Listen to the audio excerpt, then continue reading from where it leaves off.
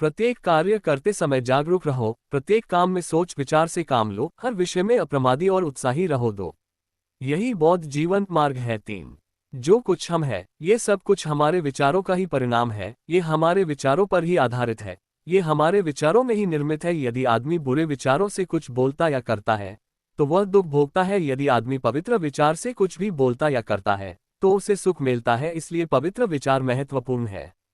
4 विचारहीन मत बनो, विचारवान बनो। दलदल में फंसे हुए हाथी की तरह अपने आप को पाप में से उबारो। 5 आदमी को चाहिए कि अपने चित्त की रक्षा करे, इसकी रक्षा करना आसान नहीं, ये जहां चाहे वहां जाने वाला है, किंतु चित्त की रक्षा सुखदायिनी है। 6 जिस प्रकार ठीक से न छाई गई छत में पानी घुस जाता है, उसी प्रकार यदि चित्त साधना विहीन है तो उसमें राग प्रवेश कर जाता है। 7 जिस प्रकार ठीक से छाई हुई छत में पानी नहीं प्रवेश कर पाता है, उसी प्रकार साधना युक्त चित्त में राग का प्रवेश नहीं हो पाता है।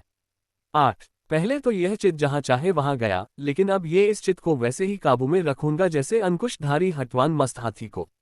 जहां चाहे वहां जाने वाले चित्त को साधना अच्छा है, इसे काबू में रखना कठिन है, किंतु साधना युक्त चित्त सुखावा होता है। 10 जो इस दूरगामी चित्त को संयत रखेंगे वे मार्ग कामराग के बंधन से मुक्त रहेंगे। 11 यदि आदमी का चित्त अस्थिर है, यदि वह धम्म का जानकार नहीं है, यदि उसका चित्त शांत नहीं है तो उसकी प्रज्ञा कभी पूर्णता को प्राप्त नहीं होगी। 12 एक द्वेषी अपने द्वेषी की जितनी हानि कर सकता है, गलत रास्ते पर गया हुआ चित्त आदमी की उससे कहीं अधिक हानि कर सकता है। 13 इसी प्रकार ठीक रास्ते पर गया हुआ चित्त आदमी की जितनी भलाई कर सकता है, उतनी भलाई न माता पिता ही कर सकते और न अन्य रिश्तेदार ही कर सकते हैं। 9